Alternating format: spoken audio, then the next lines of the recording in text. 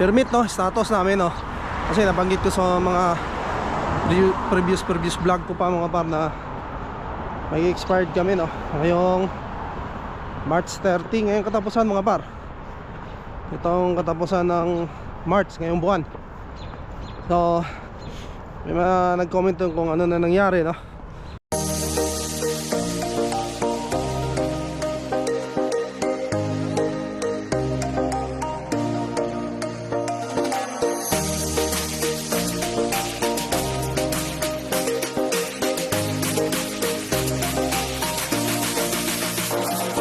Ito, Davao del Sur, nandito. Oh, Canada!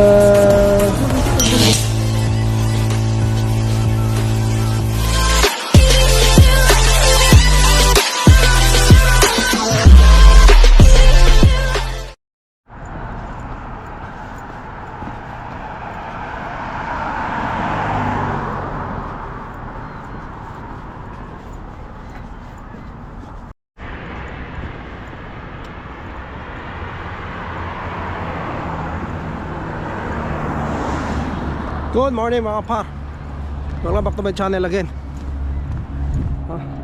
Lalakad tayo mga par, kasi hindi natin naabutan yung bus dito sa may kanto. So lakad tayo papasok dito sa ating trabaho. 7 pa naman, 7:01, 7:02 mga par. So 7:30 pa naman yung ano natin. So kaya naman lakarin. Tingnan nyo yung panahon mga par, or tingnan nyo yung nilalakaran ko na dati, puro ice o puro snow, no. Ayan na, wala nang ka-snow mga par, diba? Ganda na.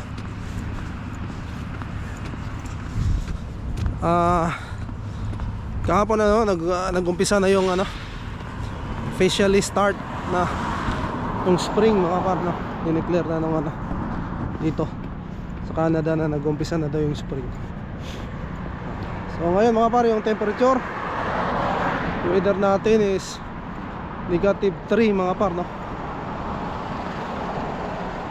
Ano bang feels like ngayon? Tingnan natin ha.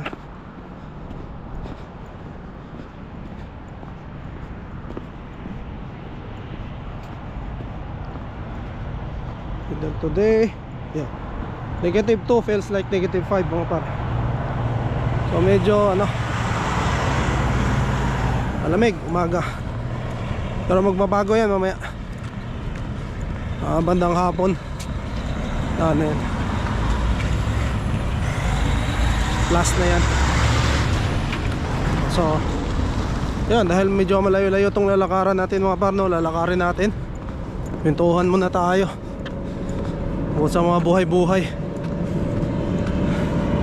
So yan mga par, sa mga nagtatanong pala, no, yung aming permit, no, status namin, no, kasi nabanggit ko sa mga previous vlog ko pa mga par na may expired kami, no, ngayong March 30. Ngayong katapusan mga par, itong katapusan ng March ngayong buwan. So may mga nag-comment kung ano na nangyari, no. So hindi na ako naka-reply kasi nag-aasikaso pa kami mga par, no. So yun, ang ano mga par, ni-apply na namin, no. So ang in-apply namin mga par is study permit extension ni Mrs. Tapos kasama na kami mga par, no. In-extend ko rin yung aking open work permit, saka kay Inday, no, yung study permit din niya. So na-extend na namin mga par. And then na-confirm na, na-receive na ng IRCC, no. So once na na-receive nila,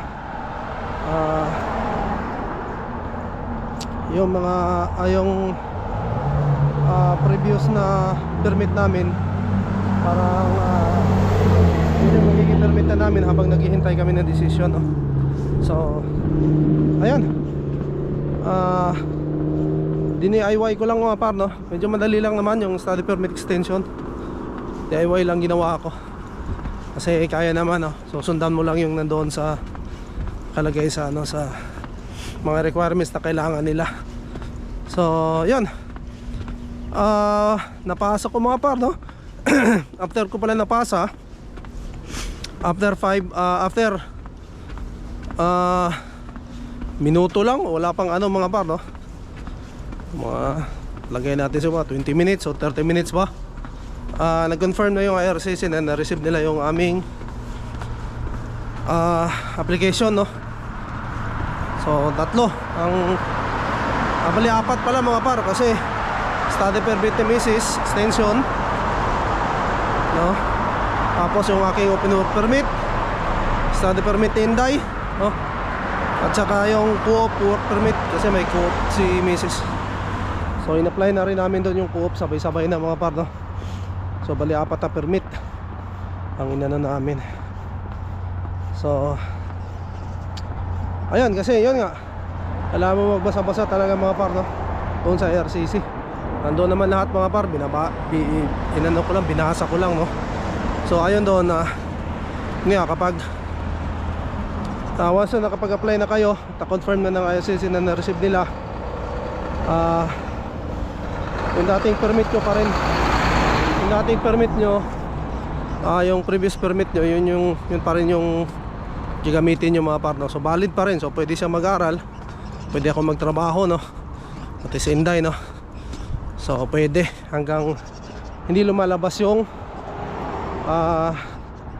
resulta mga par, no?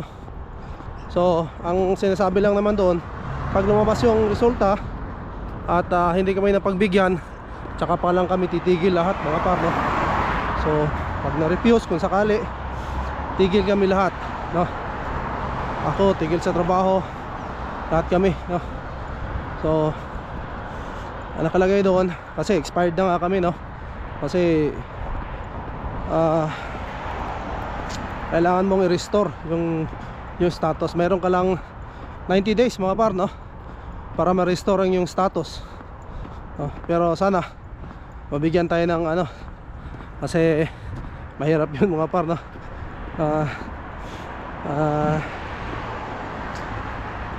Ma-refuse ka na. Extension lang naman mga par, no? So wala akong nakikitang problema doon. So lahat naman ng hiningi nila na requirements, binigay ko naman doon, no? Simula doon sa binigay naman ni Mrs. simula doon sa mga ano niya, sa school, no? So tapos yung proof of means of support, yung mga proof of funds kung tawagin mga par, no? Mayroon naman kompleto. Kasi yung mga letter of enrollment, letter of acceptance, no? Ayun na naman, binigay naman natin. So wala akong nakakitang dahilan, no? Pero syempre naghihintay pa rin tayo ng ating resulta, kung anong mangyayari mga par, no? And hintay-hintay lang mga par, no, sa ano namin. And yun, sa nakikita ko mga par, tong 2025, no, mukhang puro good news tayo, no? Ano mga par, nakaka good vibes lang, no? O nakaka yan ang loob na parang magaan ngayong 2025 mga par, no? Pero di pa rin tayo sigurado. Pero sa ano ko mga par, no, medyo magaan. Wala nang mga balitang lumalabas ngayon na paigpit, no? Yung 2024 na nakarang taon, yun, marami yun mga par, talagang naghigpit, no? So ngayon saan natin, no, tuloy-tuloy na. Pero syempre wala naman tayong magagawa dyan kung anong ilabas na rules. Talagang ano tayo, obligado tayong sumunod, no? Kasi yan nga, temporary lang tayo dito mga par, no? So yun. And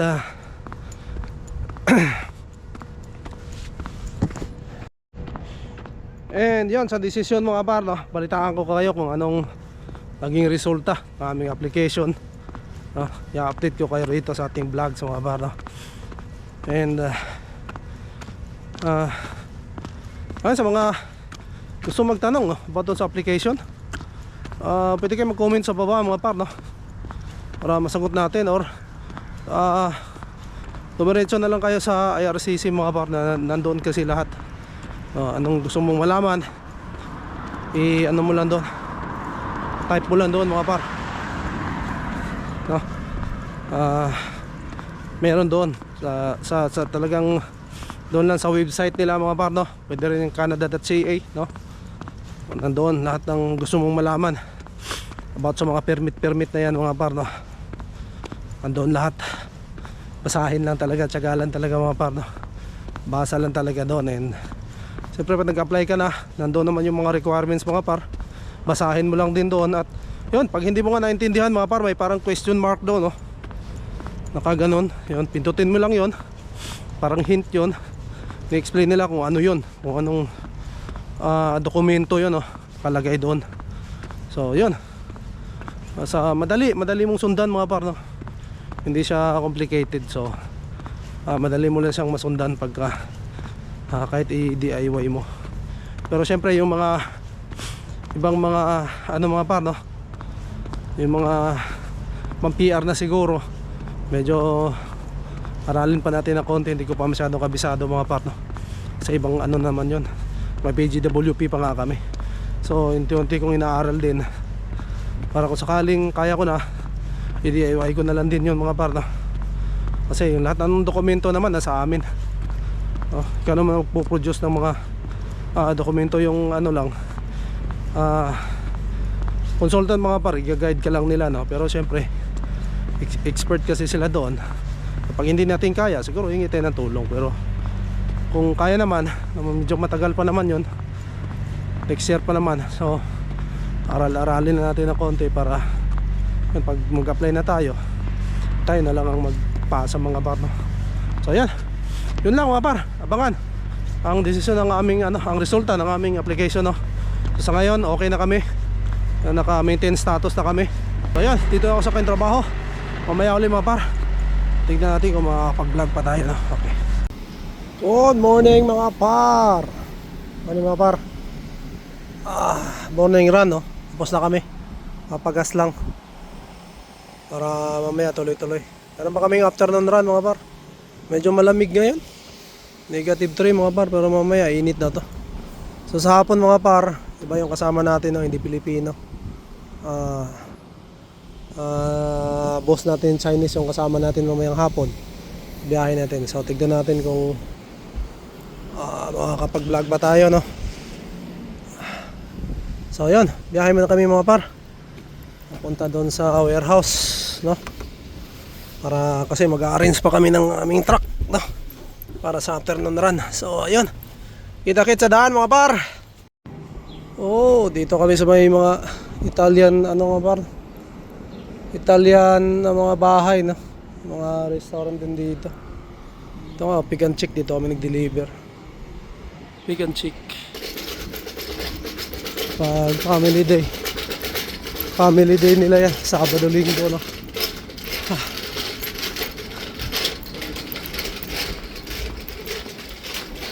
Pero tayo mga par na may pasok,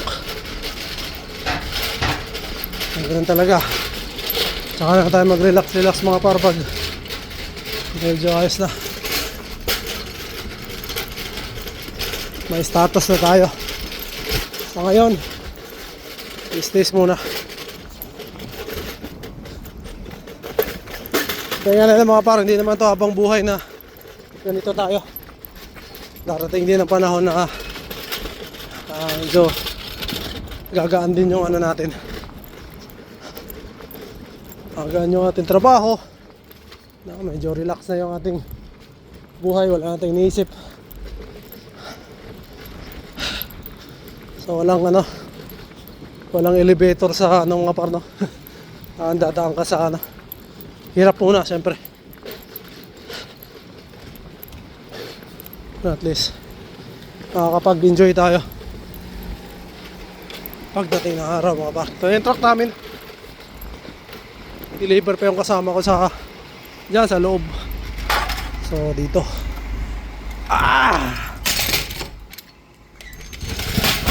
natin yan, no? Konti na lang mga par, yan. Tapos yun mga par, yun, isang paleta. Yan. Kunti na lang kami, 3 stop na lang kami mga par, uwian na, no? So baka mga alas 3, ayos na to. 3:30, nasa warehouse na kami. So ayan. Nakasama ko deliver pa dyan. So yun mga par, no, abangan ang desisyon ng ating application, no. Sa ngayon naka-maintain status tayo. So ayun, okay na tayo mga par, no. So abangan ang desisyon, no. I-update ko kayo rito kung ano yung naging desisyon sa ating application. So maraming salamat, no. To God be all the glory. Siguro dito ko na tatapusin ang vlog mga par. We'll see you in the next one. Bye.